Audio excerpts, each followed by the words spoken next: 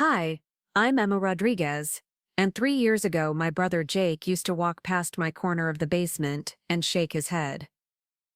Emma, he'd say with that smirk that made my stomach twist, you'll never leave that basement. Face it.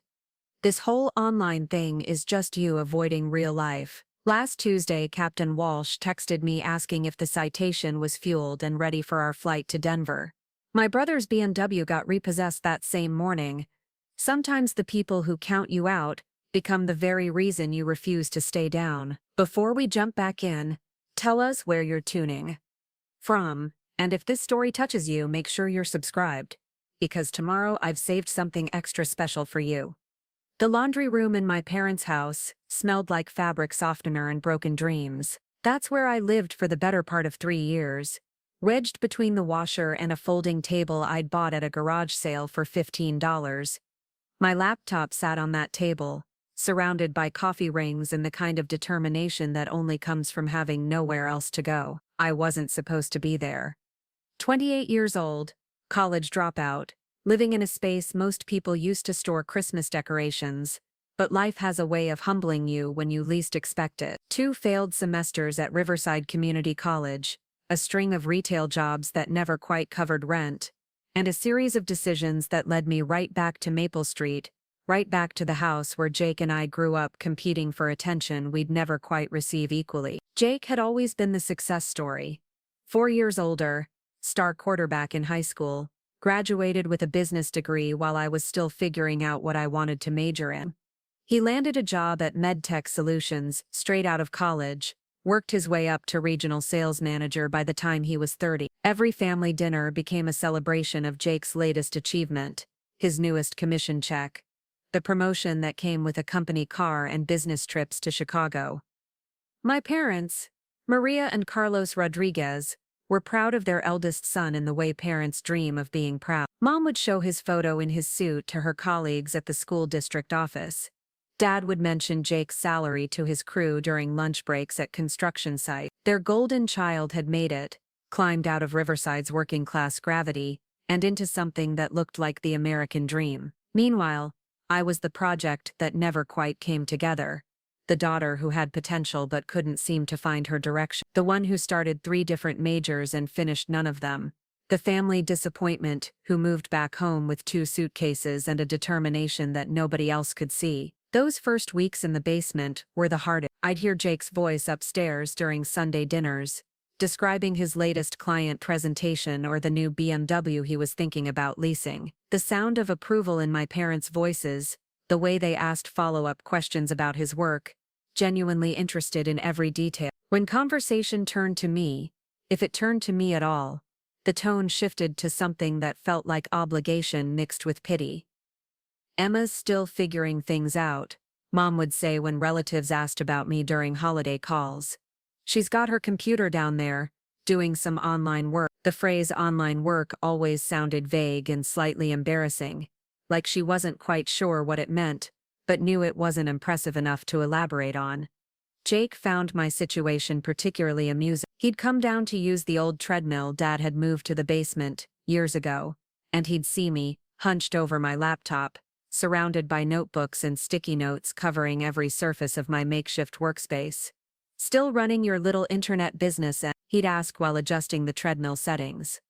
"How's that working out for you?" The truth was, it was working out better than anyone knew. I'd started freelancing in social media management 6 months after moving home, mostly because I couldn't afford to keep applying for jobs that required interview clothes I didn't own and reliable transportation I couldn't maintain. My first client was a local bakery owned by Miss Chen, Ashley's mom, who agreed to pay me $200 a month to post photos of their daily specials and respond to customer messages on Facebook. $200 wasn't much, but it was mine. I'd earned it from that folding table, using skills I'd taught myself through YouTube videos and free online courses. While Jake was closing sales deals worth thousands of dollars for a company that would exist with or without him, I was building something that belonged entirely to me. The work came slowly at first. Mrs. Chen recommended me to her friend who owned a flower shop. The flower shop owner mentioned me to her accountant, who had a client running a small law firm. Each new client felt like validation, proof that maybe I wasn't as lost as everyone assumed. But I kept the victories small and quiet, partly because the numbers weren't impressive enough to brag about, mostly because I'd learned that sharing good news in my family often meant watching it get minimized or compared to Jake's achievement. By the end of my first year in the basement, I was managing social media for 8 local businesses and bringing in around $3,000 a month. It wasn't enough to move out, especially with student loans taking their bite, but it was steady income doing work I actually enjoyed. I was good at understanding what made small businesses special, good at translating their passion into posts that connected with customers. I loved the puzzle of figuring out why people weren't finding a business online, and then solving it with the right combination of content and strategy. Jake remained skeptical and vocal about it. $3,000 a month from posting on Facebook, he'd say during family dinners, shaking his head with theatrical disbelief. Emma, I make that in a week, you know that, right? You could be making real money if you just got a real job. The word real stung every time he used it. Real job, real money, real career. As if what I was building didn't qualify as legitimate because it happened on a computer, because I worked from home, because I was helping small businesses instead of selling pharmaceutical supplies to hospitals. Jake measured success by the size of your office, the brand of your car, and how impressed people looked when you described your job at parties. My work failed all 3 tests, but something was shifting inside me during those long nights in the basement. While my family slept upstairs, I'd work on client projects, research new marketing strategies, and slowly realize that I was becoming genuinely skilled at something valuable. Business owners would call me panicked because their website wasn't showing up in Google searches, and I'd spend hours fixing problems they'd been struggling with for months. They'd email vengeful messages when their online sales increased after implementing my suggestion. They'd refer their friends to me because I was the person who finally helped them make sense of the internet. The validation from clients felt different than family approval. It was earned, specific, and based on results rather than expectations or comparisons.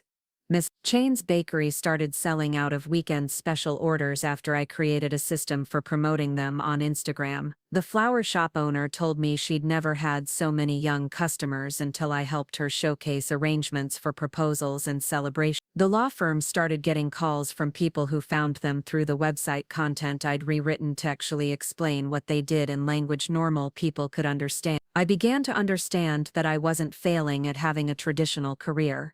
I was accidentally building an unconventional one. Every frustrated small business owner who couldn't figure out why their website wasn't bringing in customers became someone I could help. Every local company struggling to compete with bigger businesses became a client who appreciated the personal attention I could provide. I was developing expertise in an area that mattered to people who were trying to build something of their own. The basement started feeling less like a punishment and more like a laboratory.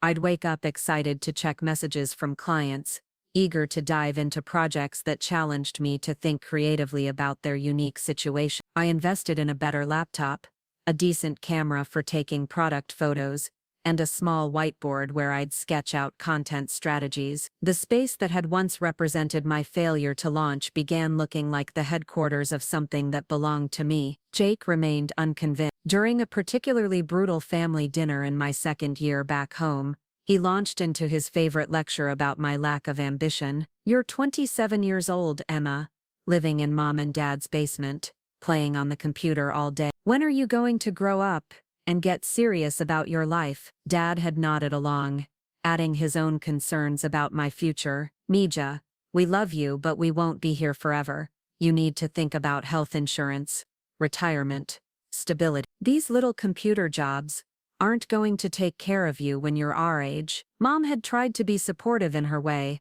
suggesting that maybe I could use my computer skills to get an entry-level position at the school district. They're always looking for people who understand technology, she'd said hopefully. It wouldn't pay much at first, but there's a pension, good benefits, security. I'd sat there listening to them plan my surrender, watching Jake nod approvingly at their suggestions for how I could give up my business and find a safe, predictable job that would never require me to take risks or believe in myself. They meant well, but they couldn't see what I was seeing. They couldn't understand that what looked like failure from the outside was starting to feel like the beginning of something bigger from the inside. That night, after everyone had gone to bed, I sat in the basement making a list of everything I'd accomplished in the past 18 months. 8 steady clients, dozens of successful projects, a growing reputation among small business owners in Riverside and the surrounding towns. I'd helped Mrs. Chen's bakery increase their weekend orders by 40%.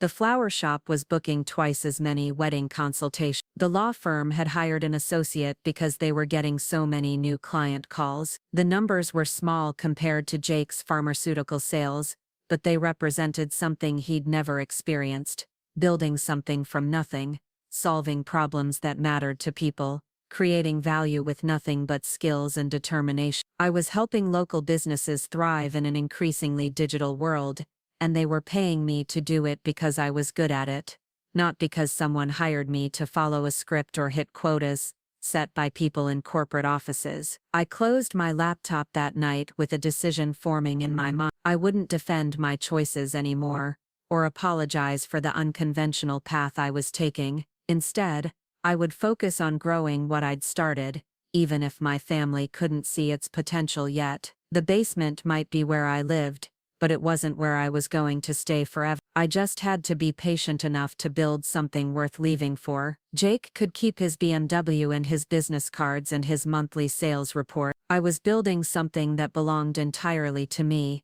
something that grew stronger every time someone told me it wasn't real enough or big enough or traditional enough to matter. The foundation was already there, hidden in the basement where nobody was paying attention. Now I just had to trust it enough to see how high it could go. The Rodriguez family had their rhythms, predictable as Sunday morning mass and twice as sacred. Every weekend meant gathering around the dining room table that Dad had built himself 15 years ago, the one with the slight wobble that nobody ever bothered to fix because it had become part of the charm. Mom would cook for hours, filling the house with the smell of sofrito and fresh tortillas, while Jake would arrive precisely at noon with stories from his week that commanded attention like a one-man show. Those dinners were theater.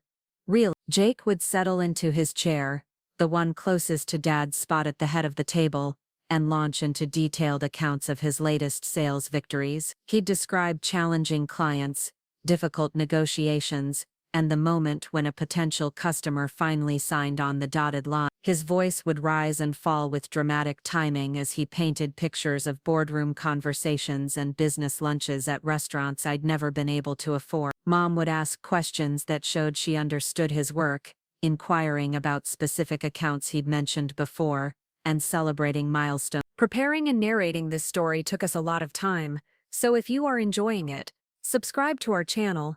It means a lot to us. Now back to the story. In his quarterly performance, Dad would nod approvingly, occasionally sharing stories about his own experiences dealing with difficult customers in construction, drawing parallels between their worlds that reinforced Jake's position as the family's professional success story. I would sit at the opposite end of the table, close to the kitchen so I could help Mom serve and clear dishes, listening to conversations that rarely included me, except as an afterthought. When someone did remember to ask about my week, the questions felt obligatory and surface level. "How are things going, Mija?" Mom would ask while passing the rice, but she'd already be looking toward Jake before I could finish explaining a project I'd completed or a new client I'd signed. The contrast was impossible to ignore. Jake's work came with vocabulary that impressed people: quarterly targets, regional territories, pharmaceutical partnerships, corporate conferences. My work sounded small in comparison: social media posts, local businesses, website updates, customer engagement. Even when I tried to explain the strategy behind what I did, the way I analyzed data to understand customer behavior or developed content calendars that aligned with business goals, I could see eyes glazing over or polite nods that suggested tolerance rather than interest. Jake had developed a particularly effective way of dismissing my accomplishments without seeming outright cruel. He'd listen to my updates with an expression of patient amusement, like an older sibling humoring a child who insisted they were going to be an astronaut when they grew up. "That's great, Em. he'd say when I mentioned landing a new client or helping a business increase their online sales. Every little bit helps, right? The phrase "every little bit helps" became his signature way of acknowledging my work while simultaneously diminishing it. It suggested that what I was doing was cute and well-intentioned, but fundamentally small-scale, amateur hour compared to the serious business happening in his world of corporate sales. He'd follow up with advice about transitioning into real marketing, suggesting I look into entry-level positions at established companies where I could learn proper business practices under professional supervision. During one particularly memorable dinner, Jake had brought his girlfriend Sarah, a nurse at the regional medical center who was appropriately impressed by his career trajectory and his plans for advancement within medtech solutions. Sarah had asked polite questions about my work, and I'd made the mistake of getting enthusiastic while explaining how I'd helped a struggling restaurant increase their takeout orders by 60% during the previous month. 60%? Sarah had repeated, sounding genuinely interested. That's amazing. How did you do that? I'd begun explaining the strategy I'd developed, how I'd analyzed their customer data to understand ordering patterns, created targeted social media campaigns for their most popular dishes, and implemented a loyalty program that encouraged repeat customers. I'd been mid-sentence, describing the importance of posting mouth-watering photos during peak hunger hours, when Jake had interrupted with a laugh. "Listen to her, she sounds like she's running General Motors," he'd said, grinning at Sarah as if they were sharing an inside joke. "Emma gets really excited about her little projects. It's sweet, but you have to remember we're talking about a restaurant that probably sells maybe 50 meals on a busy night. 60% of almost nothing is still almost nothing." Sarah had looked uncomfortable, but she'd smiled politely and changed the subject to Jake's upcoming business trip to Cleveland. I'd sat there feeling heat rise in my cheeks,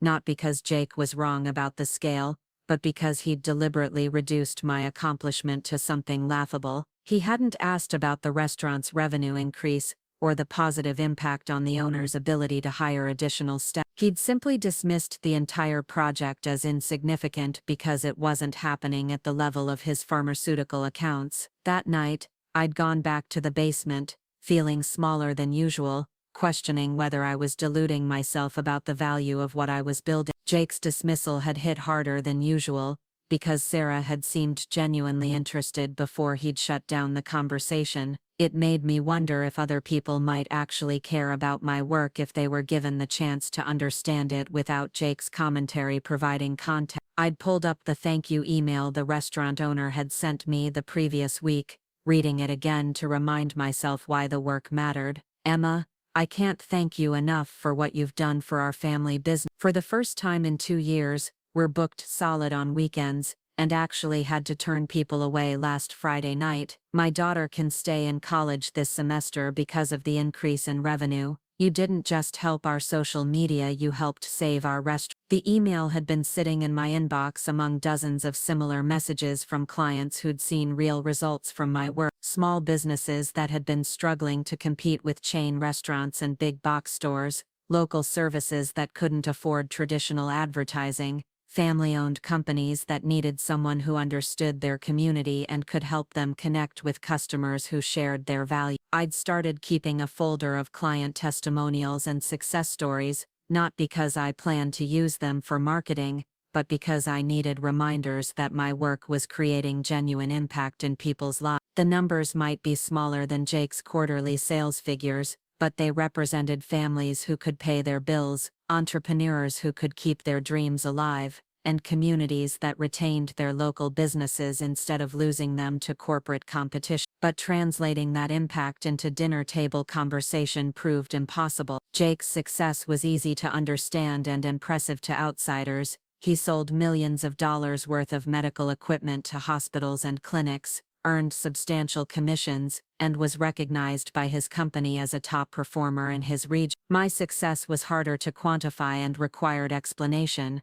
I helped small businesses grow their customer base through strategic online marketing, improved their revenue streams, and strengthened their connection to their local community. The complexity of explaining digital marketing to people who didn't work in that space meant that my accomplishments often got lost in translation. When I mentioned increasing a client's website traffic by 200%, my family heard technical jargon. When I described developing a content strategy that resulted in 40 new customers for a local gym, they heard buzzwords. When I explained the psychology behind social media engagement and how understanding customer behavior could transform a business's online presence, they heard someone trying too hard to make simple work sound sophisticated. Jake seemed particularly invested in maintaining the narrative that I was avoiding real responsibility by working from home, playing on computers, and helping tiny businesses with their social media. He'd mentioned job openings he'd heard about through his professional network, positions at established companies that would provide steady income,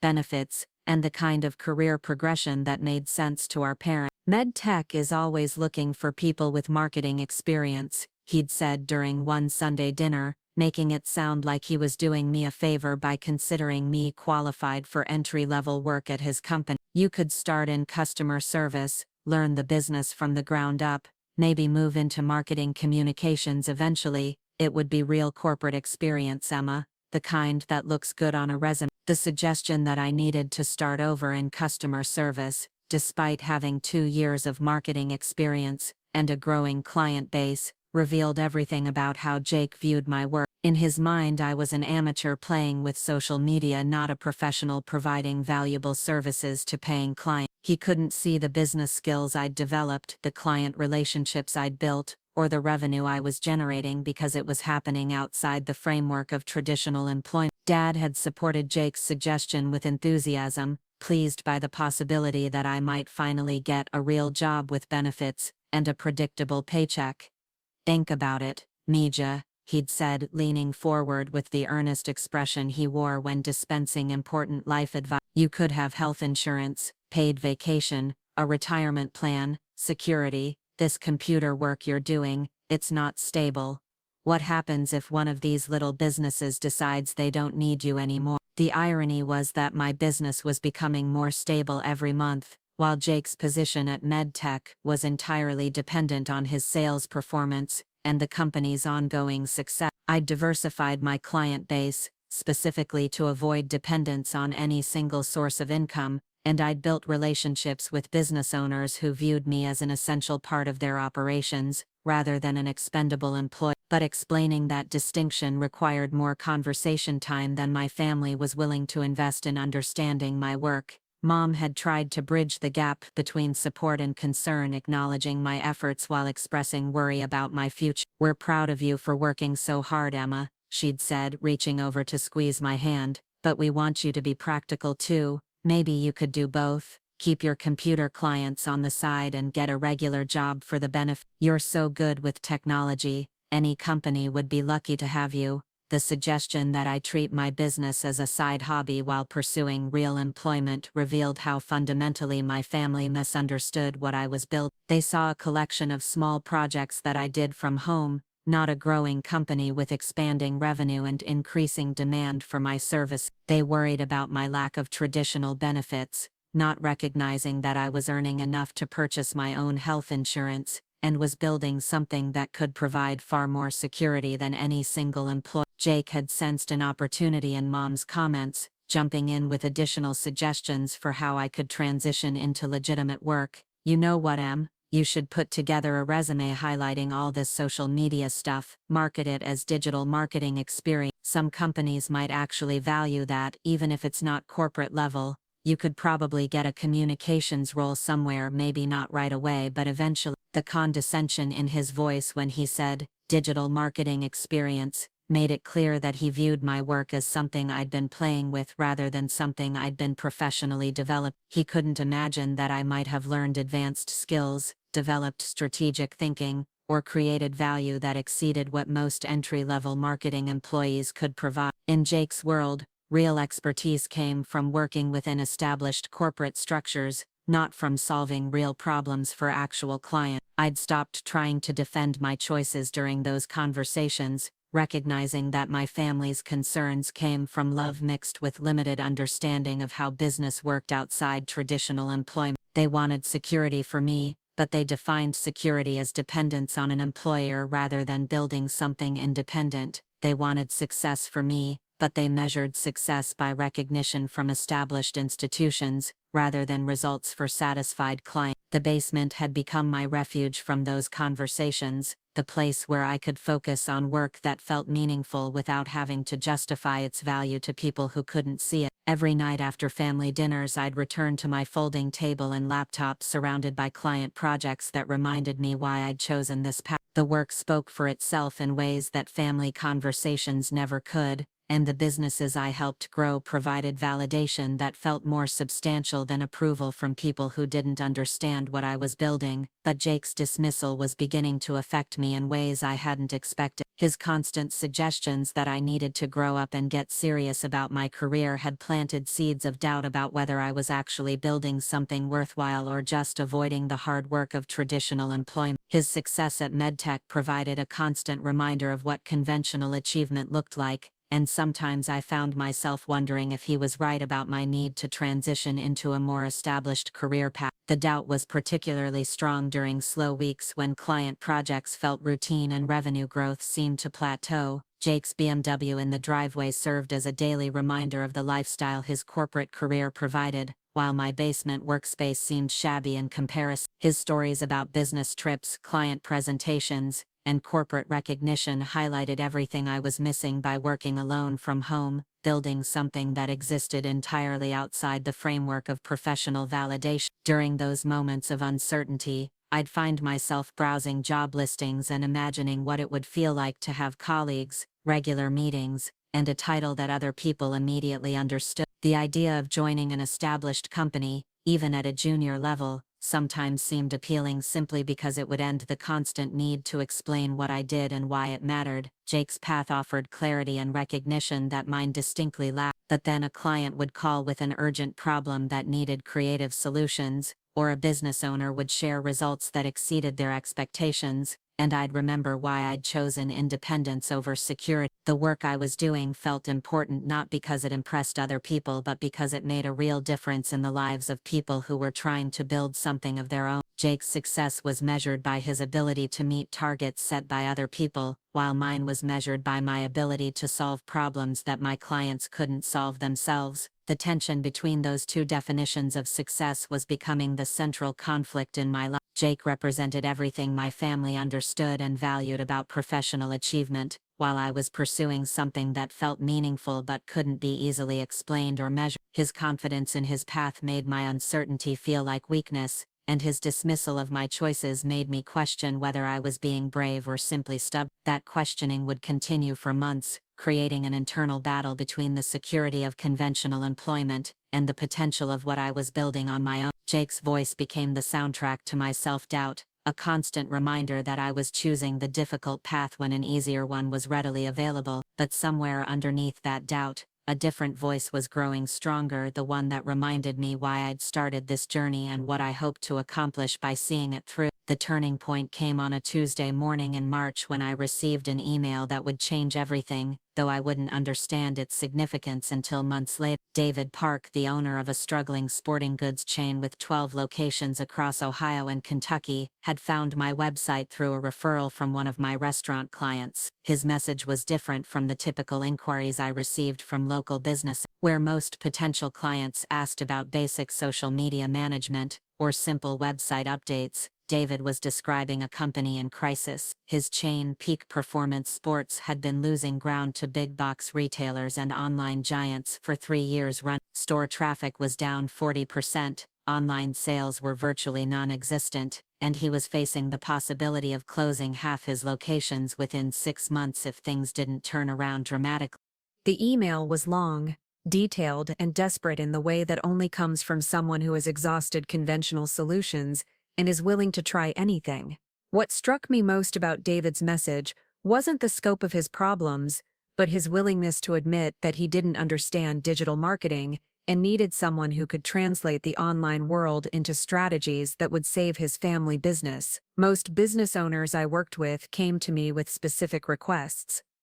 Help us post more on Instagram, fix our website, get more Google reviews. David was asking for something much more comprehensive. Help us figure out how to compete in a digital economy that's leaving us behind. I spent 3 days researching peak performance sports before responding to his email. I studied their existing online presence, analyzed their competitors, researched their target demographic, and developed a preliminary strategy that addressed both immediate needs and long-term growth opportunities. By the time I crafted my response, I had identified 17 specific areas where digital improvements could impact their revenue, from search engine optimization to social media advertising to email marketing automation. My proposal was the most comprehensive I'd ever written, spanning 8 pages and including detailed explanations of how each recommended strategy would address their specific challenges. Instead of offering them the simple social media packages I provided to local restaurants and gyms, I outlined a complete digital transformation that would touch every aspect of their customer acquisition and retention efforts. The scope was ambitious enough to make me nervous about whether I could deliver on everything I was promising. David's response came within hours, and it was everything I'd hoped for but hadn't dared to expect. He wanted to schedule a video call to discuss implementation, timeline, and budget. More importantly, he wanted to move quickly. Peak Performance Sports couldn't afford to spend months testing small changes.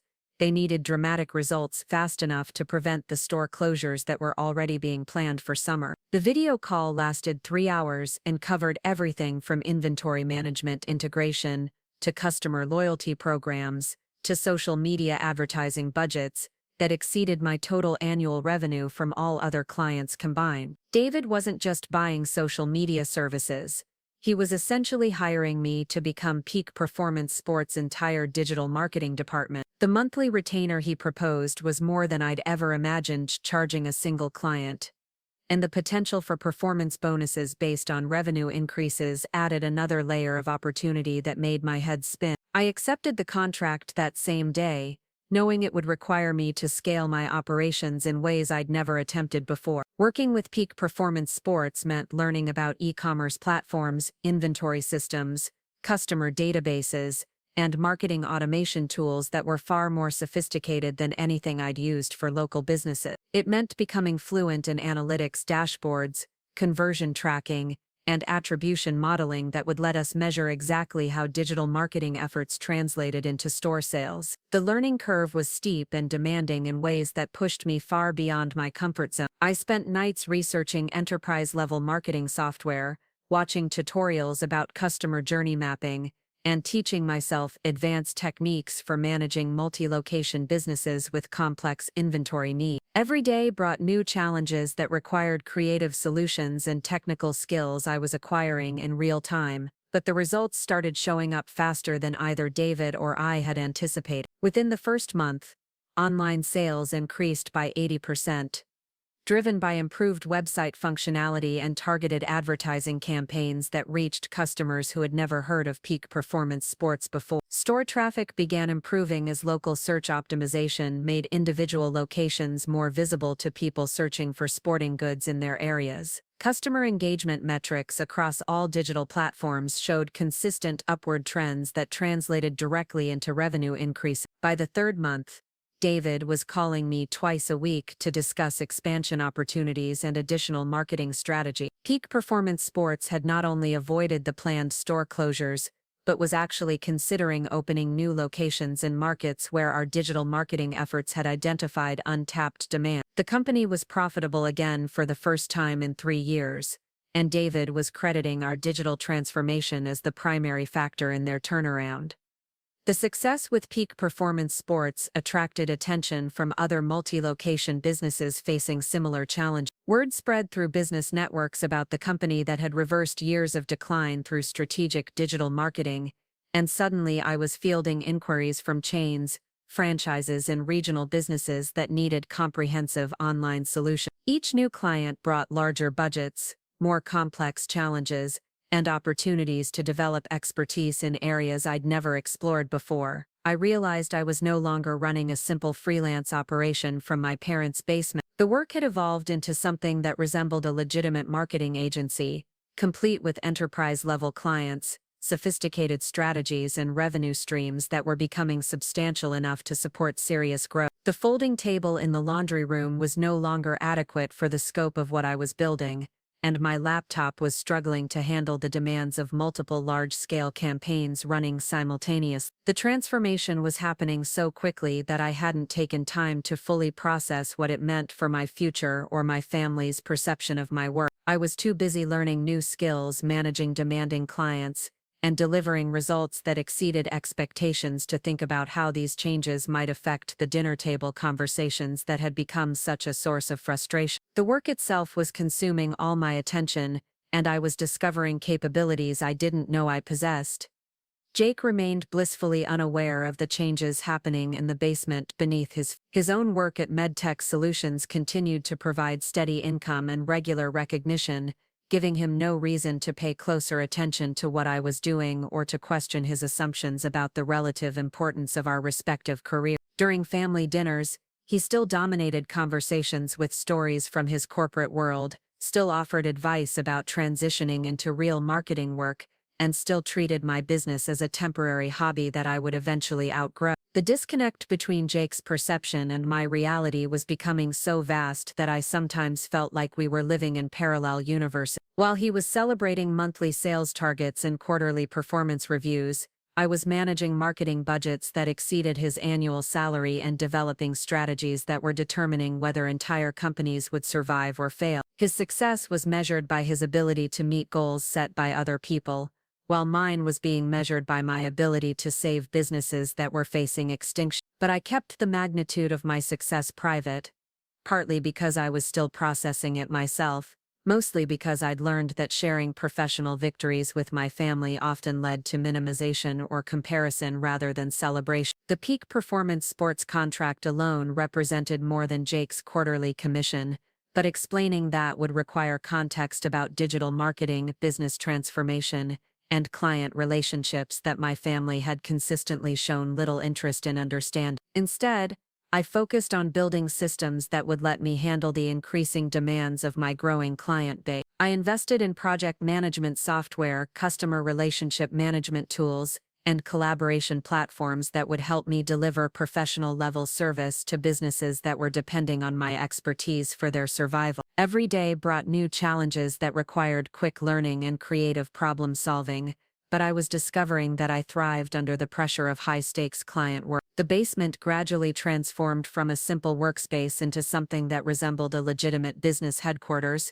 Multiple monitors replaced my single laptop screen, allowing me to manage several client campaigns simultaneously. Professional lighting improved the quality of video calls with clients who expected polished presentations and detailed progress reports. A proper desk and ergonomic chair replaced the folding table setup that had served me well during the early stages, but was no longer adequate for the demands of complex, multifaceted marketing campaigns. My daily routine shifted to accommodate clients across multiple time zones and business schedules that demanded immediate responses to urgent questions or rapidly changing market conditions. Early morning calls with East Coast clients were followed by afternoon strategy sessions with Midwest businesses and evening check-ins with West Coast companies that had heard about my work through professional networks. The variety kept me constantly engaged and learning, but it also meant that my work was becoming visible in ways that would be difficult to hide indefinitely. Peak performance sports continued to exceed their own expectations, with revenue increases that attracted attention from industry publications and business journals that covered retail transformation stories. David was invited to speak at conferences about digital marketing strategies for traditional retailers, and he consistently credited our partnership as the key factor in their turnaround. The publicity was gratifying professionally, but it also meant that my work was starting to gain recognition beyond the local business community where I'd built my initial reputation. Other clients were experiencing similar success stories that were becoming impossible to dismiss as coincidental or temporary. The restaurant that had hired me during my first year was now consistently booked weeks in advance, and had opened a second location based on increased demand. The law firm had expanded their practice areas and hired additional attorneys to handle the client volume generated by improved online visibility. The gym had increased membership by 60%, and was planning facility expansions to accommodate growth that directly resulted from strategic digital marketing. Each success story reinforced my confidence in the value of what I was building and my ability to deliver results that exceeded client expectations. The work was challenging in ways that pushed me to develop new skills constantly, but it was also deeply satisfying, because I could see the direct impact of my efforts on real businesses and the people who depended on them for their livelihood. Small business owners were keeping their doors open, employees were keeping their jobs, and communities were retaining local businesses that might otherwise have been forced to close. The financial rewards were substantial enough that I began considering possibilities that had seemed impossible just months earlier. The basement that had once represented my failure to launch was generating income that exceeded most traditional corporate salaries, and the growth trajectory suggested that even bigger opportunities were on the horizon. For the first time in my adult life, I had enough money to make choices based on what I wanted rather than what I could afford. But perhaps more importantly, I was developing expertise in an area that businesses desperately needed and were willing to pay premium prices to access. The skills I'd taught myself through online courses and trial and error with local clients had evolved into specialized knowledge that could determine whether companies survived economic challenges or were forced to close their doors. I wasn't just posting on social media anymore.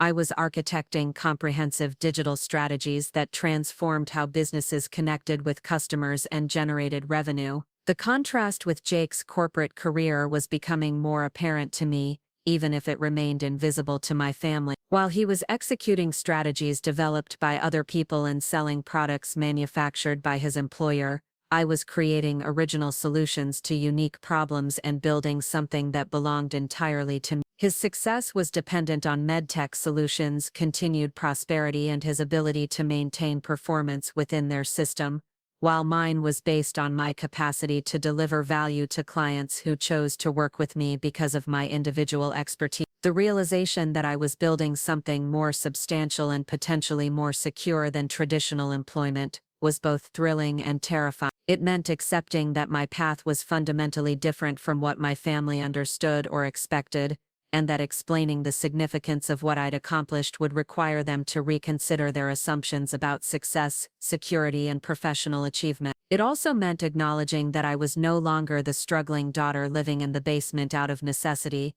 but someone who was choosing to work from home because it provided the flexibility and independence that traditional employment couldn't offer. Jake's dismissive comments about my little computer business were becoming increasingly disconnected from reality, but I wasn't ready to confront that disconnect directly. The work itself was providing all the validation I needed, and client results were building a foundation of confidence that didn't require family approval to sustain. Every successful campaign, every satisfied client, and every business transformation reinforced my belief that I was pursuing something worthwhile, regardless of whether the people closest to me could see its value. The basement had become a launching pad rather than a refuge, and I was beginning to understand that my time there was temporary, not because I was waiting for rescue, but because I was building something that would eventually require more space than any family home could provide. The question wasn't whether I would leave the basement, but when I would be ready to acknowledge publicly what I'd been creating privately,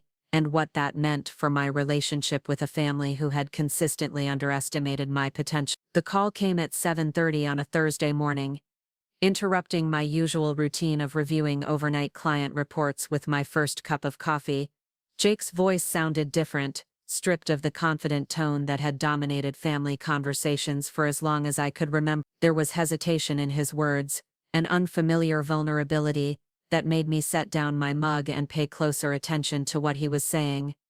"Emma, I need to ask you something, and this is really hard for me," he began, the admission itself revealing more than he probably intended. "MedTech is going through some restructuring. They're eliminating positions across all departments, and my territory is being absorbed into a larger region. I'm getting laid off at the end of the month." The silence that followed stretched long enough for me to process not just his words, but the complete reversal of everything our family had believed about security, success, and the wisdom of traditional employment. Jake, the golden child with the corporate career and quarterly bonuses, was losing his job. Meanwhile, I was sitting in a basement, that had become the headquarters of a business generating more revenue each month than he'd ever earned in his best quarter at MedTech Solution. "I'm sorry, Jake," I said, meaning it genuinely despite years of condescension and dismissal. "That's terrible news. How are you handling it?" His laugh was bitter and self-aware in ways I'd never heard from him before. "Honestly, I'm freaking out. I've been with MedTech for 8 years. I don't even know how to look for a job anymore. And the pharmaceutical industry is consolidating everywhere. There aren't many opportunities at my level." What he said next changed everything between us, though I wouldn't fully understand the implications until later. "Emma, I know this is going to sound crazy, but I've been thinking about what you do, the social media stuff, the digital marketing.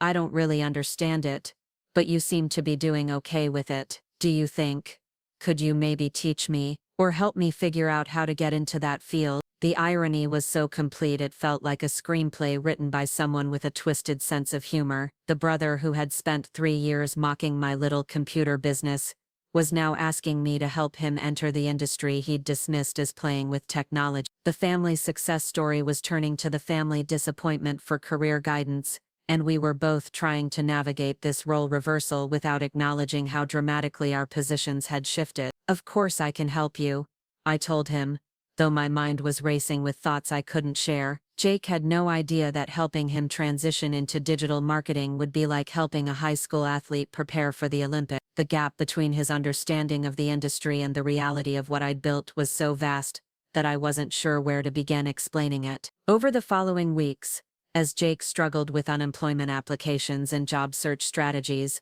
I found myself in the strange position of becoming his informal career counselor. He would call with questions about LinkedIn optimization, ask for advice about online courses in digital marketing, and request feedback on resume updates that attempted to position his pharmaceutical sales experience as relevant to marketing roles. The conversations revealed just how little Jake understood about what I'd been doing in the basement for the past 3 years. He approached digital marketing like it was a simpler version of sales, assuming that social media posts were just advertisements, and that online customer engagement was similar to cold calling potential clients. When I tried to explain the strategic complexity of customer journey mapping, conversion optimization, or marketing automation, his eyes would glaze over in the same way our parents did when I attempted to describe my work during family dinner. But Jake's unemployment was creating ripple effects throughout our family that went far beyond his personal career crisis. Dad had always pointed to Jake's success as proof that hard work and education led to security,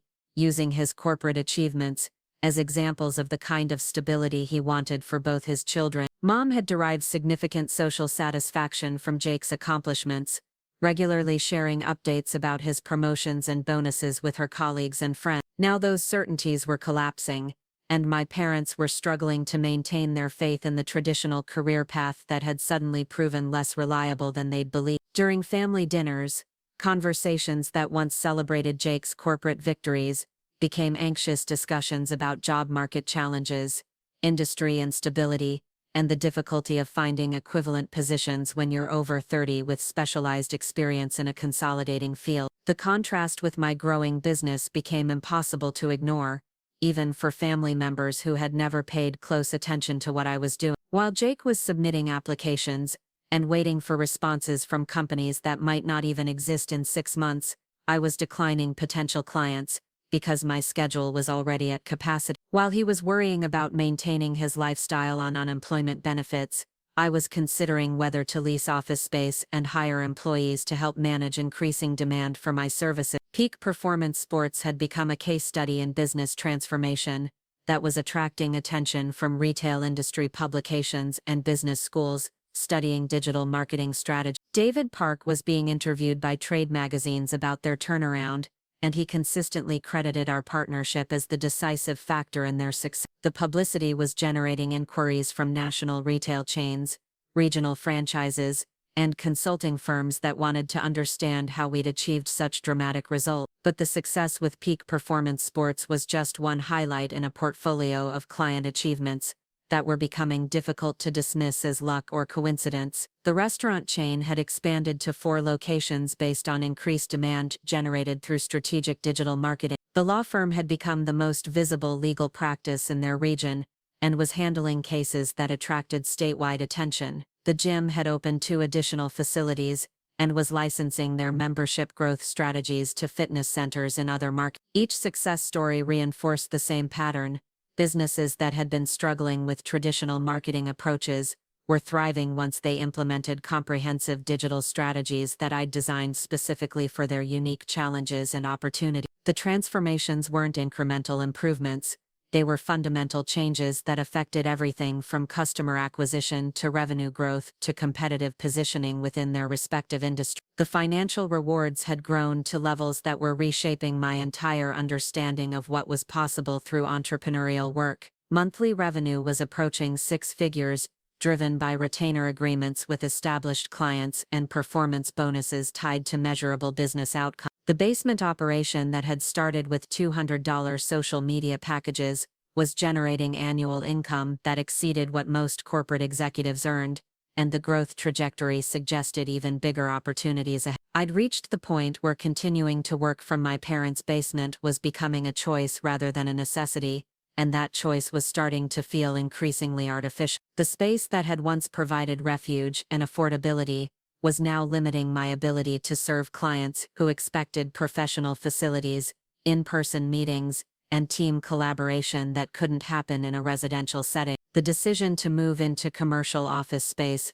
felt momentous not just practically, but symbolically. It represented acknowledging publicly that what I'd built was substantial enough to deserve professional recognition, and it meant accepting that my path was fundamentally different from anything my family had anticipated or understood. Leasing office space would make my business visible in ways that would be difficult to minimize or dismiss. I found a suite in a converted warehouse on Market Street, 3 blocks from downtown Riverside's business district. The space was modern but understated, with exposed brick walls, large windows, and enough room for the team I was planning to hire as client demand continued outpacing my individual capacity. The lease agreement represented the largest financial commitment I'd ever made, but it also felt like the natural next step in building something that could grow beyond what any single person could manage alone. The move happened on a Saturday in October, with help from Ashley and 2 guys she'd hired through a local moving service. Jake had offered to assist, partly out of genuine brotherly support, mostly because he was available during weekdays for the first time in his adult life. As we carried equipment and furniture from the basement to the truck, I could see him processing the scope of what I'd accumulated: professional-grade computers, monitoring equipment, presentation materials, client file, and business infrastructure that revealed the true scale of operations he'd never understood. "Jesus, Emma," he said while loading a server rack that housed the data management systems I'd implemented for multi-location clients. "I had no idea you had all this stuff down there. This looks like actual business equipment." The comment was revealing in ways Jake probably didn't intend. The qualifier "actual" suggested that he was finally recognizing something he'd previously dismissed as amateur hour, but it also showed how completely he'd misunderstood what I'd been building while he was focused on his corporate career. The equipment represented years of strategic investment in tools and technology that enabled me to deliver enterprise-level services to clients who needed sophisticated solutions to complex problems. Setting up the new office took 2 weeks of evenings and weekends, configuring systems, organizing client materials, and creating workspaces that would accommodate the employees I was planning to hire. The transformation from basement operation to legitimate business headquarters felt like emerging from underground into sunlight, revealing something that had been growing in darkness for years. The office warming party was small but significant,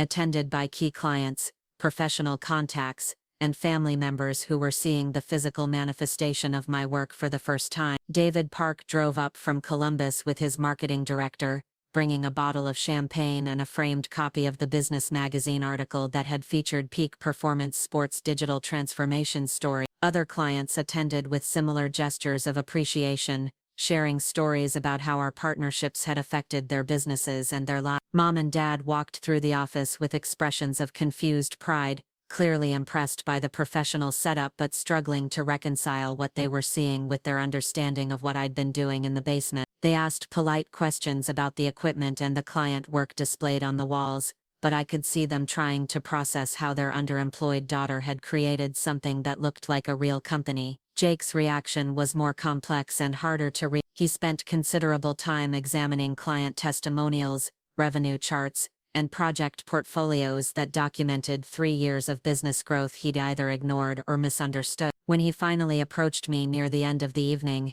his expression was thoughtful in ways that suggested genuine reconsideration of assumptions he'd held for years. "Emma, I owe you an apology," he said, speaking quietly enough that our conversation remained private despite the celebration happening around us. "I clearly didn't understand what you were building.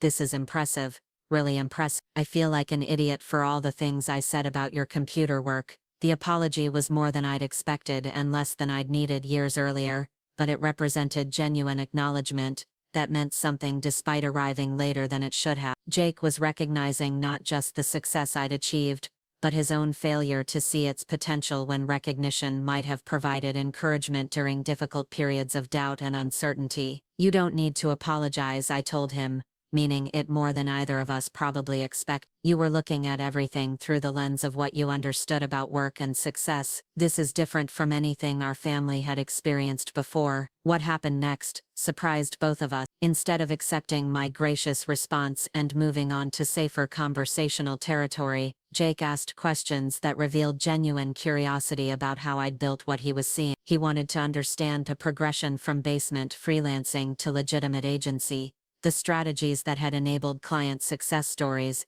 and the business model that supported the growth he was witnessing. For the first time in our adult relationship, Jake was asking about my work because he was genuinely interested rather than looking for opportunities to offer advice or express concern. The conversation lasted nearly an hour, and covered everything from client acquisition strategies, to revenue diversification, to the challenges of scaling service-based businesses without compromising quality. As the evening wound down and guests began leaving, Jake lingered near the client testimonial wall, reading detailed accounts of business transformations that I'd facilitated over the previous 3 years. When he finally turned back to me, his expression was thoughtful in ways I'd never seen before. "Emma, I have a confession to make," he said, speaking with the kind of vulnerability that usually preceded important conversation. "I've been struggling with unemployment more than I've admitted to anyone. The job search isn't going well, and I'm starting to realize that my industry knowledge isn't as transferable as I thought it would be." He paused, gathering courage for what came next. "I know this is going to sound presumptuous after years of not taking your work seriously, but would you consider hiring me? I know I'd have to start at the bottom and learn everything from scratch, but I'm willing to do whatever it takes. I need work, and I think I might actually be able to contribute something valuable, if you're willing to give me a chance." The request hung in the air between us, weighted with irony that neither of us acknowledged directly. The brother who had spent years suggesting that I needed to grow up and get a real job was now asking me to provide him with employment. The family success story was seeking rescue from the family disappointment, and we were both trying to navigate this role reversal with as much dignity as possible. My first instinct was to say yes immediately, partly because I needed help managing increasing client demands, mostly because offering Jake employment would represent the ultimate validation of everything I'd built, despite his years of dismissal. But something made me pause, consider the implications of hiring family members, and think about whether bringing Jake into my business would strengthen or complicate what I'd worked so hard to establish.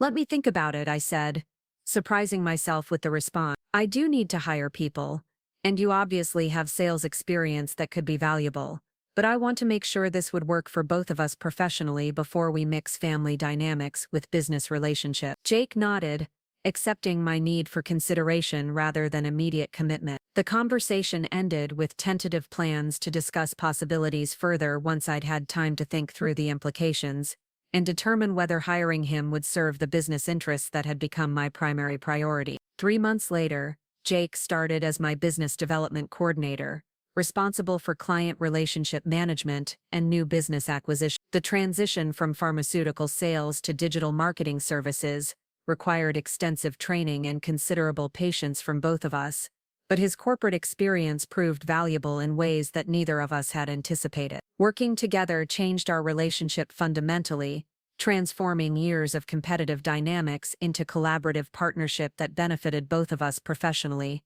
and personally. Jake brought organizational skills and corporate communication experience that helped us serve larger clients more effectively, while I provided the industry expertise and strategic thinking that enabled him to succeed in a field he'd never imagined entering. The business continued growing, driven by client referrals, industry recognition, and word-of-mouth recommendations from businesses that had achieved significant results through our digital marketing strategy. Within 18 months of opening the Market Street office, we'd expanded to occupy the entire second floor, hired 12 employees, and established partnerships with technology companies that enhanced our service capability. Peak Performance Sports had become our signature case study, but it was no longer unique in terms of the dramatic results we were delivering for clients across multiple industries. Restaurants, retail chains, professional services, and manufacturing companies were all experiencing growth that exceeded their expectations and attracted attention from competitors who wanted to understand how we were achieving such consistent success. The financial rewards had grown beyond anything I'd imagined possible when I was working from the basement,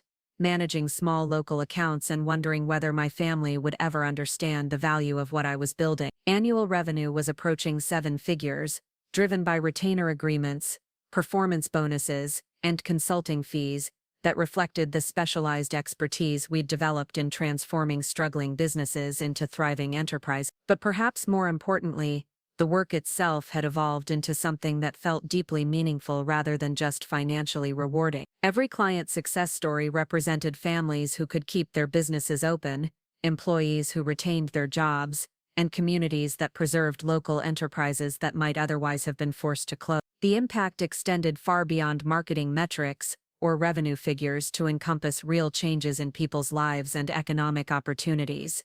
Jake's transformation from skeptical brother to essential business partner had become one of the most satisfying aspects of what we'd built together. His initial dismissal of digital marketing as computer games had evolved into sophisticated understanding of customer psychology, conversion optimization, and marketing automation that enabled him to serve clients who were facing complex challenges in competitive markets. The basement where everything had started was now Jake's home office, converted back into residential space after our parents decided to finish it properly as a guest suite. The irony wasn't lost on any of us that the space where I'd been relegated as the family disappointment had become the launching pad for a business that was now supporting multiple employees and their family. Family dinners had transformed completely, with conversations that celebrated collaborative achievements rather than competitive comparison. Jake and I would share stories about client successes, strategic challenges, and industry developments that engaged our parents in ways that my previous solo work never had. Mom would ask thoughtful questions about our business growth plans,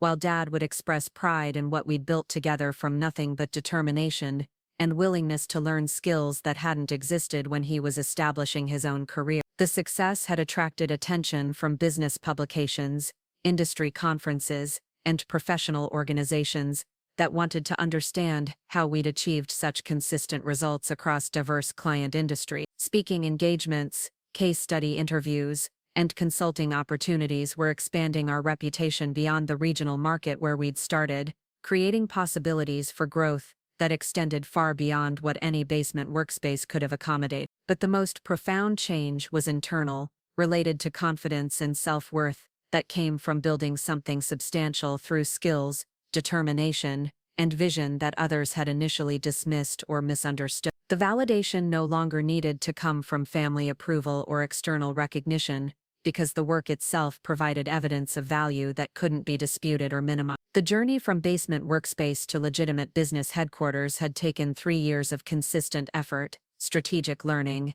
and willingness to pursue opportunities that seemed beyond my capabilities when I first started freelancing for local business. Every setback had taught important lessons, every success had created momentum for bigger challenges, and every client relationship had contributed to expertise that was now recognized throughout the industry. Jake's BMW had been replaced by a company vehicle that we provided to employees who needed reliable transportation for client meetings and business travel. The basement had been transformed from a place of exile into a symbol of possibility for anyone willing to build something meaningful despite starting with limited resources and skeptical supporters. The private jet that Captain Walsh maintained for our business travel needs represented freedom that extended far beyond transportation convenience. It was the physical manifestation of success that had been built through strategic thinking, hard work, and faith in possibilities that others couldn't see when they were looking at a college dropout working from her parents' basement. Every time I walked through the Market Street office, seeing employees working on client projects that were transforming businesses across multiple states,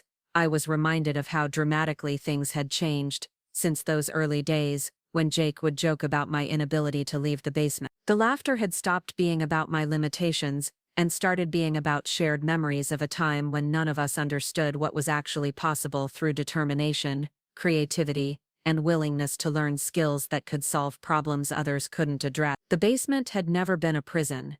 It had been an incubator for something that needed time, space, and protection to develop before it was ready to emerge into broader recognition. Jake's dismissive predictions about my inability to leave that space had been wrong, not because he'd underestimated my potential, but because he'd misunderstood what leaving actually meant and what kind of success was worth building toward. 2 years had passed since Jake joined my company, and the transformation in our relationship had become the foundation for something neither of us could have imagined during those basement years. What started as a desperate request for employment had evolved into a genuine partnership that was reshaping not just our family dynamics, but the entire trajectory of the business we were building together. Jake had surprised both of us by developing an intuitive understanding of client psychology that complemented my technical expertise in ways that made our combined efforts more powerful than either of us could achieve individually. The morning that changed everything started like any other Tuesday, with Jake arriving at the Market Street office,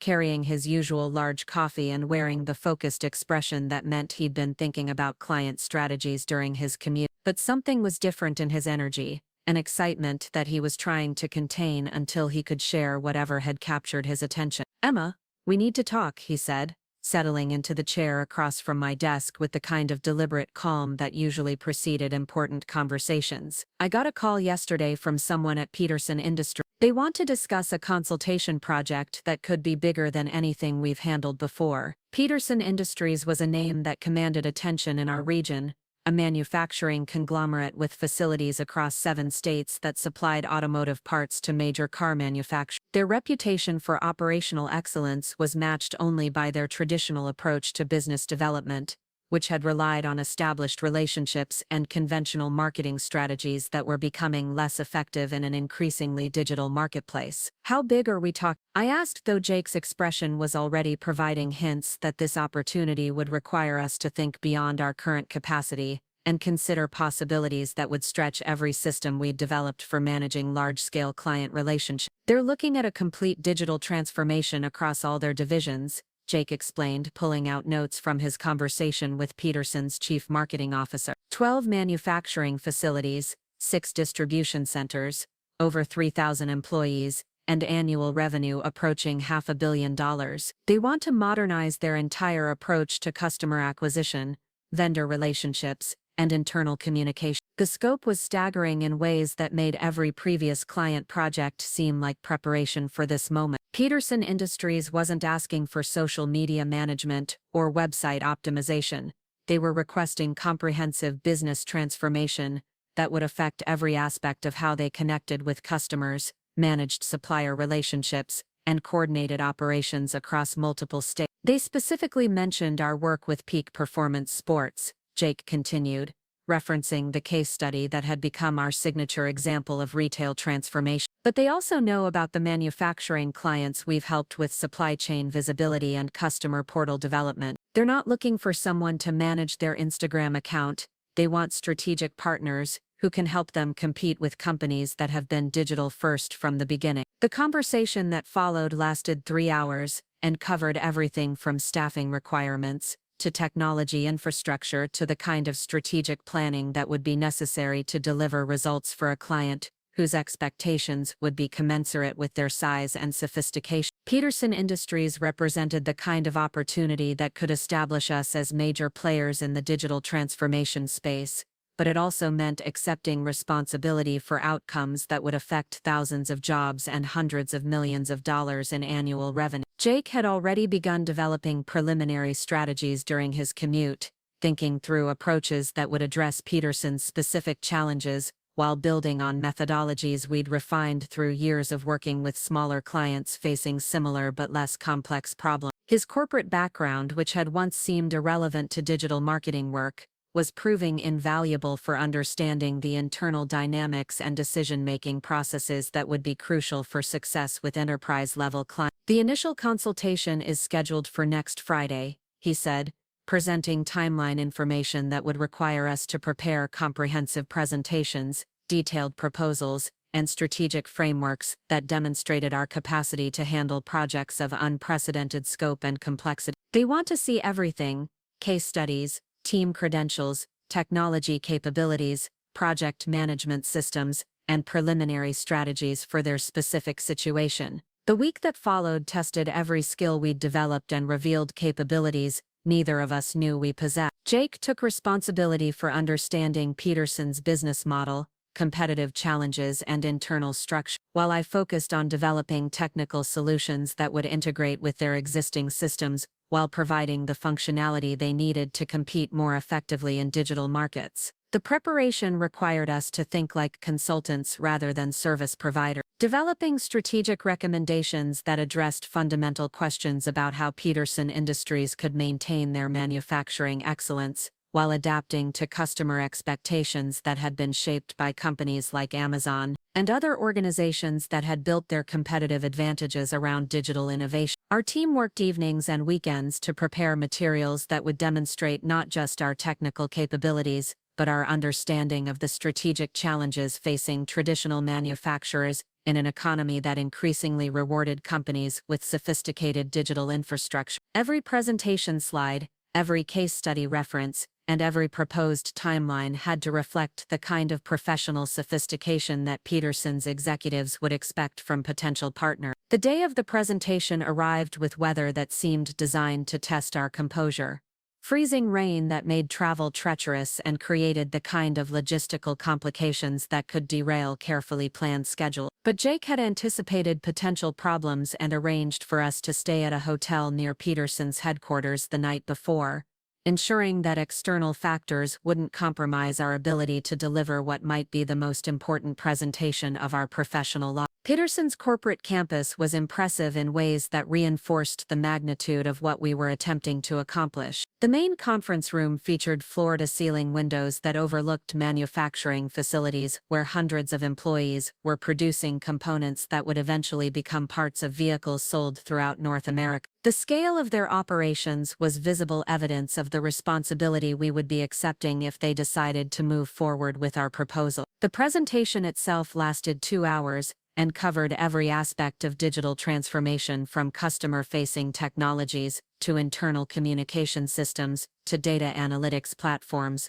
that would provide real-time visibility into operations across multiple locations. Jake handled the business strategy components with confidence that reflected his deep understanding of Peterson's competitive position, while I presented technical solutions that demonstrated our capacity to deliver sophisticated functionality without disrupting their existing operations. The questions from Peterson's executive team were sharp and detailed, revealing the kind of due diligence approach that had enabled them to maintain market leadership in a highly competitive industry. They wanted specifics about implementation timelines, performance metrics, risk mitigation strategies, and contingency plans that would protect their operations if technology deployments encountered unexpected complications. But perhaps most importantly, they wanted to understand how our relatively small team could manage a project that would require coordination across multiple departments, time zones, and operational priority. The question of scalability wasn't just about our current capacity,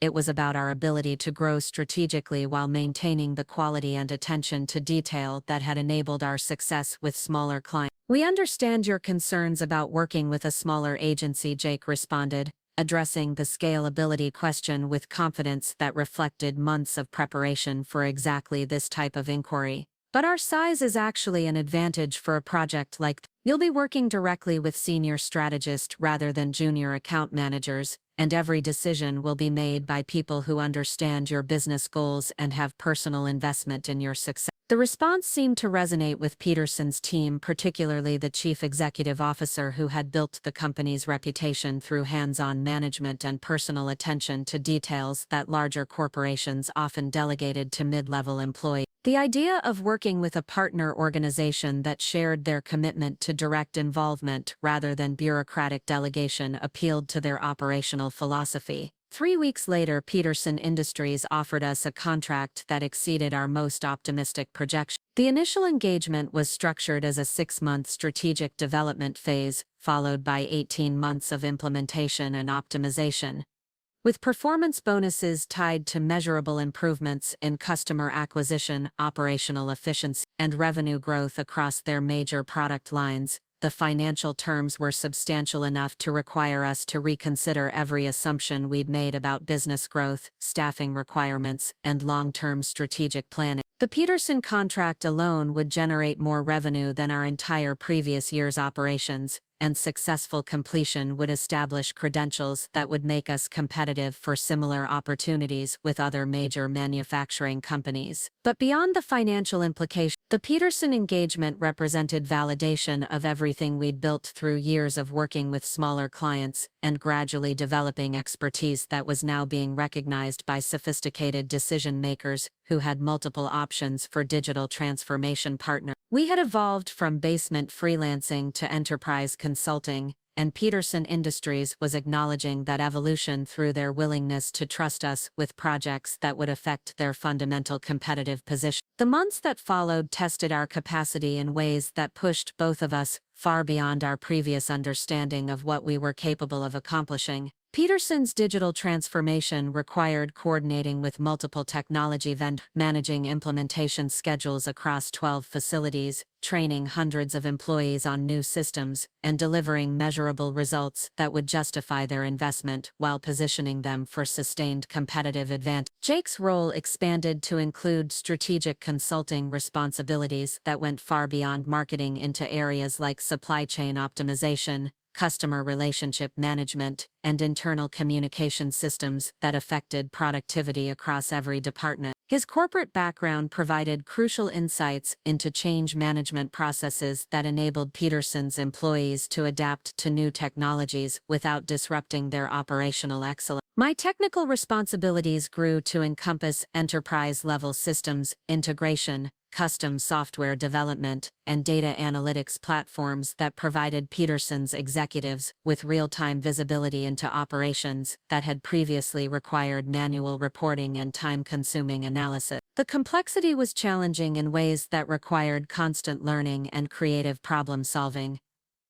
But it was also deeply satisfying because every successful implementation created tangible value for thousands of people. The results exceeded Peterson's expectations and our own projections. Within 9 months, their customer acquisition costs had decreased by 35%, while customer satisfaction scores reached the highest levels in company history. Supply chain visibility improvements had reduced inventory carrying costs by millions of dollars while improving delivery reliability. Employee communication systems had increased productivity metrics across all facilities while reducing administrative overhead. Peterson's success attracted attention from industry publications, business schools, and other manufacturing companies that wanted to understand how traditional operations could be enhanced through strategic technology implementation. The case study became a benchmark for digital transformation in manufacturing, and Peterson's executives began speaking at conferences about the importance of choosing implementation partners who understood both technology capabilities and operational reality. The recognition led to consulting opportunities with other major manufacturers, distribution companies, and industrial organizations that were facing similar challenges in adapting traditional business models to digital marketplace reality. Each new client brought larger projects, more complex requirements, and opportunities to develop expertise in specialized areas that were becoming increasingly valuable as more companies recognized the competitive necessity of digital transformation. Within 18 months of completing the Peterson engagement, our team had grown to 37 employees, working from expanded offices that occupied an entire floor of the Market Street building.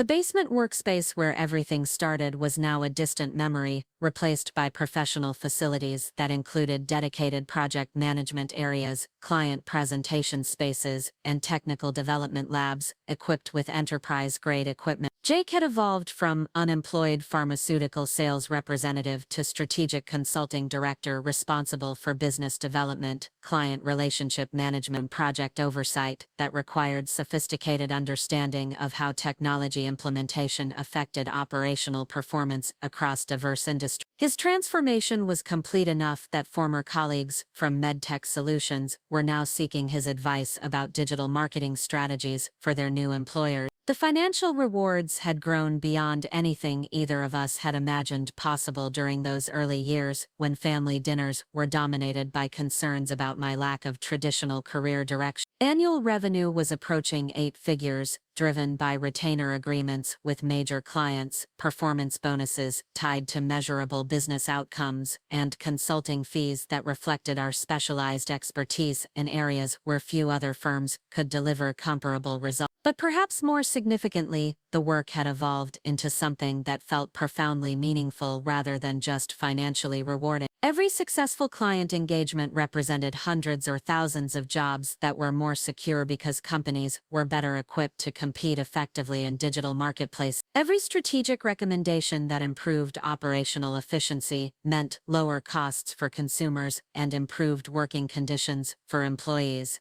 The impact extended far beyond individual client relationships to encompass entire communities where our client companies were major employers. Manufacturing facilities that had been struggling with productivity challenges were now operating more efficiently and competitively. Distribution centers that had been losing ground to online retailers were now serving customers more effectively while maintaining their workforce level. Family dinners had become celebrations of collaborative achievement rather than competitions for recognition or approval. Mom and Dad would ask detailed questions about our client work, genuinely interested in understanding how technology was changing traditional industries and how their children had become recognized experts in areas that hadn't existed when they were establishing their own career. The basement that had once represented my exile from family expectations was now a symbol of possibility for anyone willing to pursue unconventional paths toward meaningful work. Jake would sometimes joke about his predictions that I would never leave that space, but the humor was affectionate rather than dismissive, acknowledging how completely his understanding of success and security had been transformed through our partnership. The private jet that Captain Walsh maintained for our business travel was no longer unusual or remarkable, it was simply the most efficient way to serve clients across multiple time zones and geographic regions. The convenience was practical rather than symbolic, though I still occasionally reflected on the contrast with those early years when Jake's BMW represented an aspirational lifestyle that seemed impossibly sophisticated from my basement workspace. Speaking engagements at industry conferences had become regular components of our business development strategy, with Jake and I presenting case studies about digital transformation methodologies that were being adopted by companies throughout North America. The recognition was gratifying professionally, but it also created opportunities to share insights with business leaders who were facing similar challenges and could benefit from strategies we'd developed through years of practical experience. The success had attracted acquisition interest from larger consulting firms and technology companies that wanted to expand their capabilities in manufacturing and industrial digital transformation. The offers were substantial enough to provide immediate financial security for multiple generations, but they also represented potential loss of the independence and client relationships that had made our work meaningful rather than just profitable. Jake and I had discussed those opportunities extensively, weighing financial advantages against personal satisfaction and long-term strategic goals that extended beyond immediate monetary consideration. The decision to remain independent reflected our shared commitment to maintaining direct relationships with clients who had become partners in building something that created value beyond consulting fees or performance bonuses. The journey from basement freelancing to enterprise consulting had required constant learning, strategic risk-taking, and willingness to pursue opportunities that initially seemed beyond our capability. Every setback had provided important lessons about client management, project delivery, and business development that contributed to expertise that was now recognized throughout our industry. But the most profound change was internal, related to confidence and purpose that came from building something substantial through skills, determination, and vision that others had initially dismissed or misunderstood. The validation no longer needed to come from family approval or external recognition because the work itself provided evidence of value that couldn't be disputed or minimized by people who measured success through different criteria. The basement where everything started was now finished as a comfortable guest suite that provided space for visiting family members who wanted to stay connected with children whose lives had taken directions that none of us had anticipated during those early years of uncertainty and gradual development. The transformation was symbolic of broader changes that affected not just our professional achievements, but our understanding of what was possible through persistent effort and strategic thinking.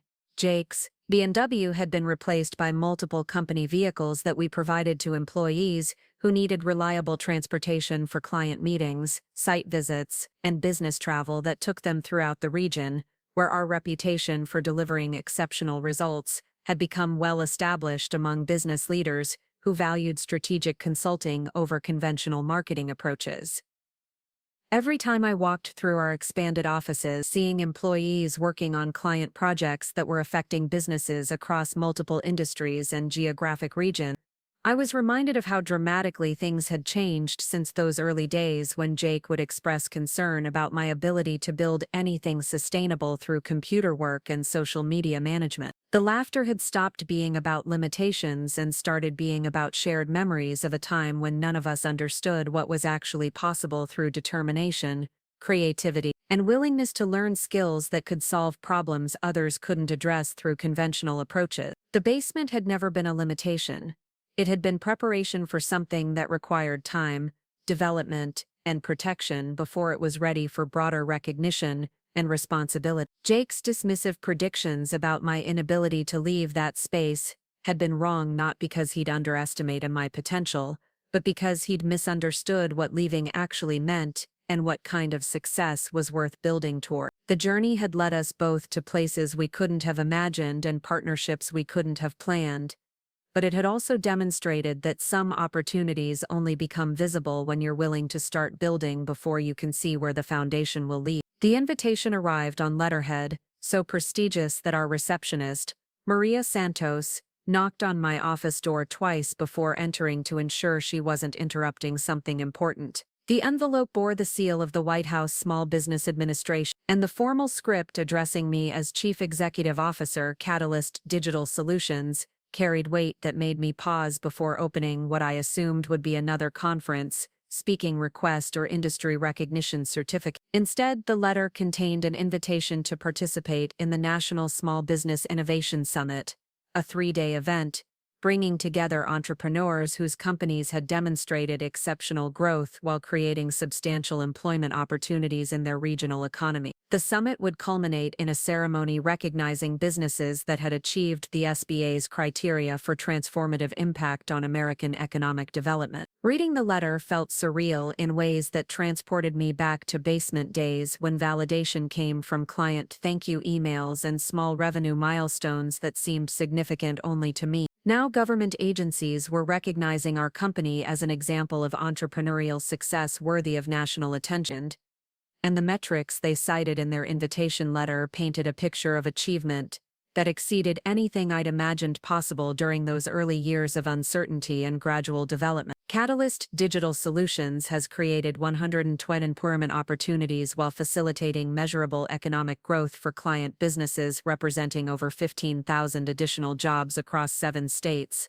The letter, quantifying impact in ways that transformed individual client successes into broader economic significance. Your company's digital transformation methodologies have been credited with preventing business closures that would have affected entire communities while enabling traditional industries to compete effectively in modern marketplace conditions. Jake appeared in my doorway as I was processing the implications of what the letter represented, not just for our company but for validation of the unconventional path that had led us from basement freelancing to national recognition. His expression suggested he'd already heard about the invitation through office conversations that moved faster than formal announcements in organizations where everyone felt personal investment in collective achievement. "So we're going to Washington," he said, settling into the chair across from my desk with the satisfied smile that had replaced his old expression of skeptical amusement. Mom's going to lose her mind when she finds out her basement daughter is being honored at the White House for business innovation. The irony wasn't lost on either of us that government recognition was arriving just days before the 5th anniversary of my decision to turn down his suggestion about applying for entry-level positions at established companies where I could learn proper business practices under corporate supervision. The trajectory from his unemployment crisis to joint recognition as innovative business leaders represented a transformation that neither of us could have predicted when he first asked for help entering an industry he'd previously dismissed as computer game. Preparing for the summit required comprehensive documentation of our business development methodology,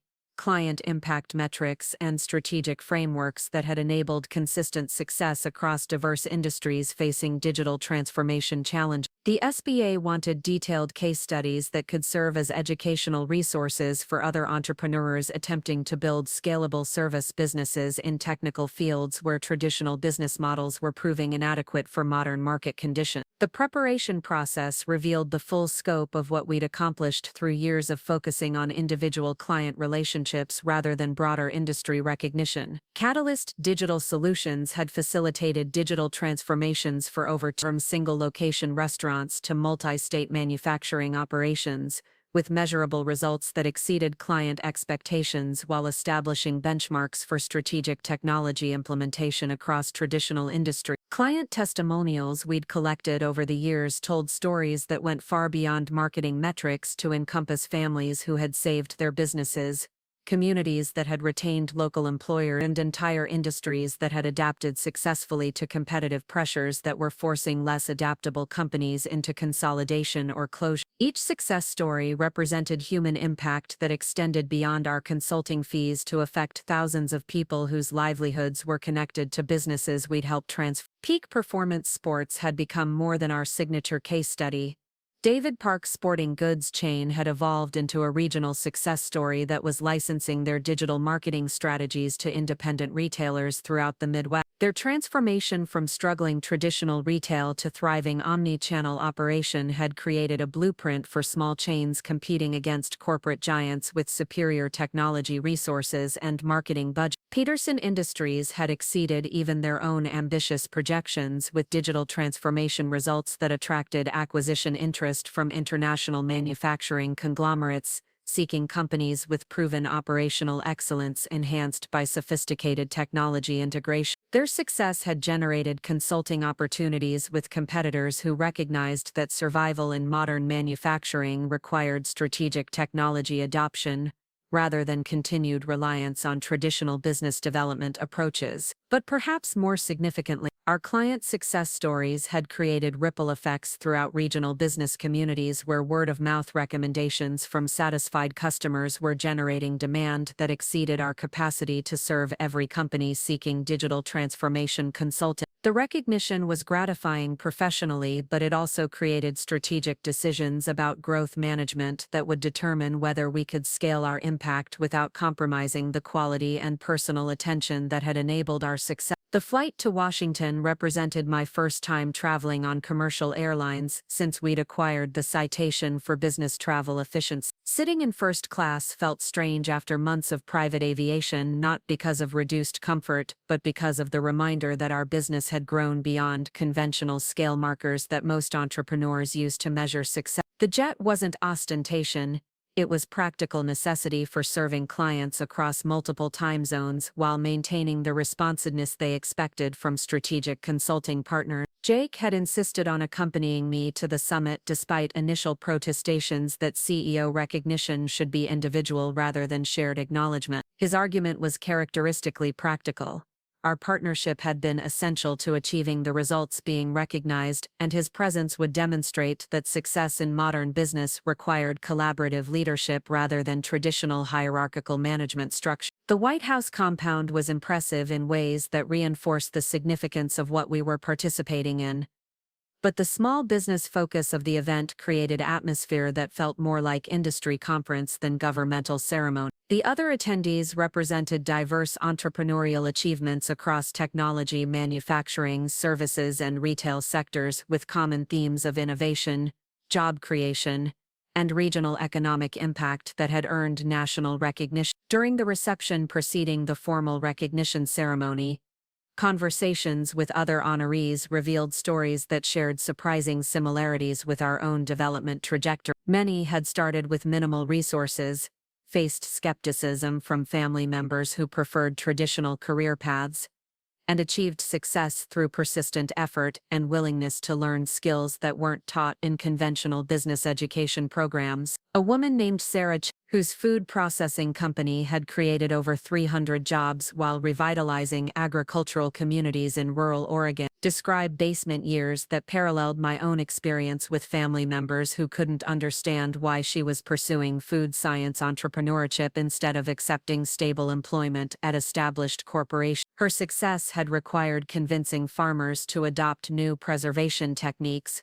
while educating consumers about nutritional benefits that weren't apparent through traditional marketing approaches. Another honoree, Marcus Williams, had built a construction technology company that was revolutionizing how residential builders managed project scheduling, materials procurement, and quality control through integrated software platforms. His journey had begun in his garage while working full-time at a traditional construction company whose management couldn't see potential in digital tools that are now standard throughout the industry. The common thread among all honorees was persistence through periods when their vision wasn't validated by conventional measures of business success, combined with willingness to develop expertise in areas where traditional education and corporate experience provided insufficient preparation for entrepreneurial challenges. Each had created something valuable by identifying problems that others couldn't solve, and developing solutions that served markets being inadequately addressed by established companies. The recognition ceremony itself was conducted in the Rose Garden, with remarks from the SBA administrator and the Secretary of Commerce about the importance of entrepreneurship in maintaining American economic competitiveness. The formal presentations emphasized how small business innovation was driving adaptation to global marketplace conditions that required strategic thinking and technological sophistication that larger corporations often struggled to implement effectively. When my name was called for individual recognition, walking across the platform felt like completion of a journey that had begun with tentative social media posts for Mrs. Chen's bakery and progressed through every doubt, setback, and breakthrough that had led to building something worthy of national acknowledgement. The certificate and commemorative award were symbols of validation that went far beyond personal achievement to encompass proof that unconventional paths could lead to outcomes that exceeded traditional definitions of success. Jake's applause was the loudest in the audience, reflecting pride that had evolved from initial skepticism through grudging respect to genuine partnership and shared commitment to building something meaningful rather than just profitable. His transformation from dismissive older brother to essential business partner represented one of the most satisfying aspects of what we'd accomplished together, demonstrating that relationships could grow and change when people were willing to acknowledge mistakes and embrace new possibilities. The reception following the ceremony provided opportunities to discuss collaboration possibilities with other honorees, whose companies complemented our digital transformation expertise. Sarah Chen's food processing innovation required sophisticated supply chain management and customer education that could benefit from strategic digital marketing approaches. Marcus Williams' construction technology needed market expansion strategies that aligned with our expertise in helping traditional industries adopt modern business development methodology. But perhaps more importantly, the conversations revealed opportunities to develop mentorship programs that would help other entrepreneurs navigate challenges we'd encountered during our own development. The basement years had taught lessons about persistence, strategic thinking, and gradual capability development that could benefit people who were attempting to build something meaningful despite limited resources and skeptical supporters. Flying back to Ohio that evening, Jake and I discussed possibilities for establishing an entrepreneurship foundation that would provide both financial support and strategic consulting for early-stage businesses facing challenges similar to what we'd experienced. The idea felt like natural evolution of our success, creating ways to share knowledge and resources that could help other people avoid some of the uncertainty and isolation that had made our own journey more difficult than necessary. The foundation concept developed over subsequent months into a comprehensive program offering microloans, mentorship matching and strategic consulting services specifically designed for entrepreneurs pursuing unconventional business models in technical fields where traditional business education provided inadequate preparation. We partnered with local colleges, the Small Business Administration, and regional economic development organizations to create support systems that addressed both financial and educational needs. Within 18 months, the Catalyst Foundation had provided initial funding for 37 startup businesses while offering ongoing consulting support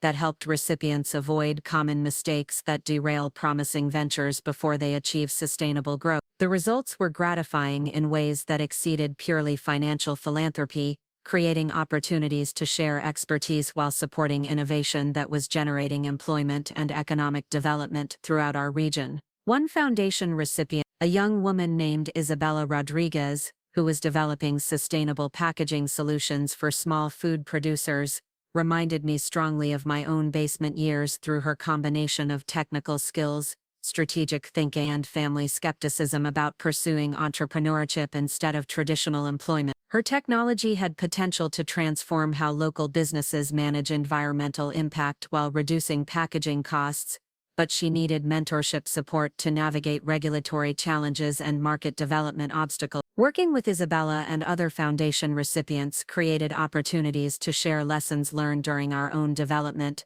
while gaining insights into emerging technologies and market trends that informed our consulting work with established clients. The mentorship relationships were mutually beneficial, providing fresh perspectives on business challenges while enabling us to contribute to entrepreneurial success that extended our impact beyond direct client relationships. The foundation work also attracted attention from business schools and entrepreneurship programs that wanted to study our development methodology and understand how digital transformation consulting could be scaled effectively without losing the personal attention and strategic customization that had enabled our success. Academic partnerships provided research opportunities that validated our approaches while contributing to educational resources that would help other entrepreneurs develop sustainable business models. 5 years after the White House recognition, Catalyst Digital Solutions had become the largest independent digital transformation consultancy in the Midwest, with offices in 4 cities and partnerships with technology companies that enhanced our service capabilities while maintaining our focus on delivering exceptional results for clients who valued strategic thinking over conventional marketing approaches. The business had generated enough financial success to provide security for our families, our employees, and the foundation recipients whose ventures were creating additional employment opportunities throughout the region. But perhaps more importantly,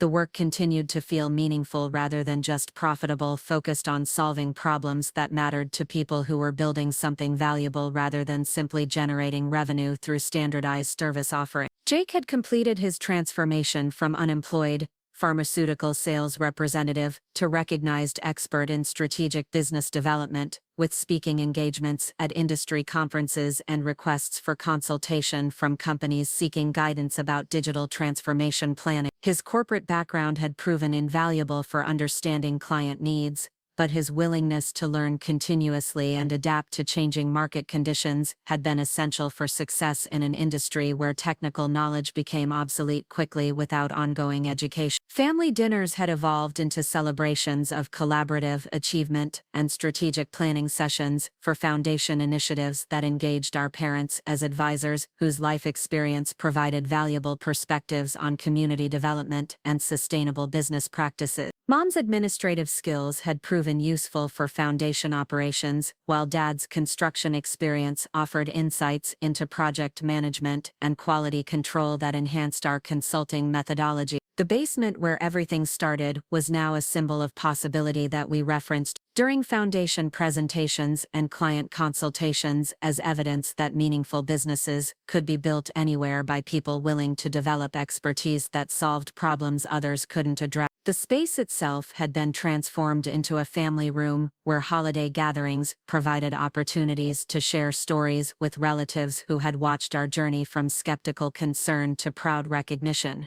Jake's predictions about my inability to leave that basement had become family mythology. referenced with affection during celebrations of milestones that demonstrated how completely our understanding of success and security had evolved through years of building something that created value for others while providing purpose and financial independence for ourselves. The private jet that had once seemed like an impossible luxury was now practical necessity for maintaining client relationships across multiple regions while supporting foundation activities that required travel to entrepreneurship conferences and university partnerships throughout the country. Captain Walsh had become a friend whose scheduling expertise enabled us to maximize efficiency while maintaining work-life balance that kept us connected to community and family relationships. But the most profound change was in turn related to confidence and purpose that came from knowing we had built something substantial through skills, determination, and vision that had created opportunities for hundreds of other people while contributing to economic development that strengthened entire communities. The validation no longer needed to come from external recognition because the work itself provided evidence of value that transcended individual achievement to encompass broader impact. Every client's success story,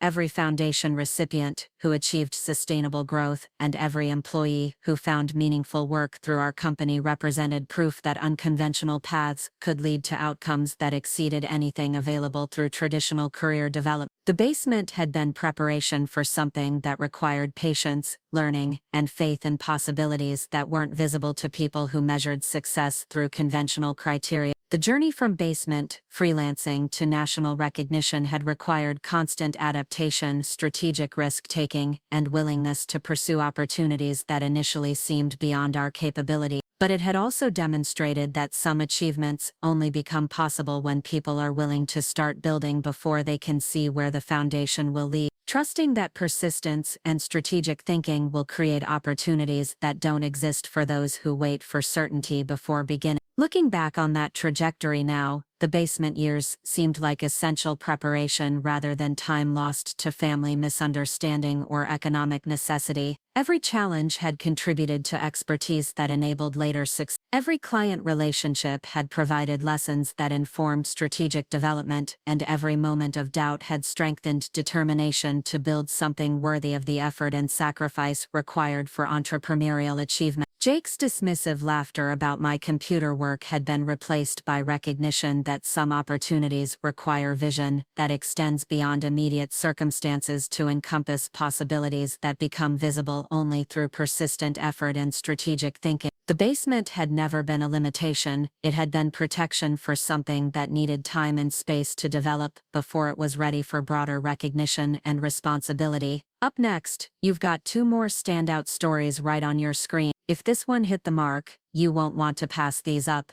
just click and check them out.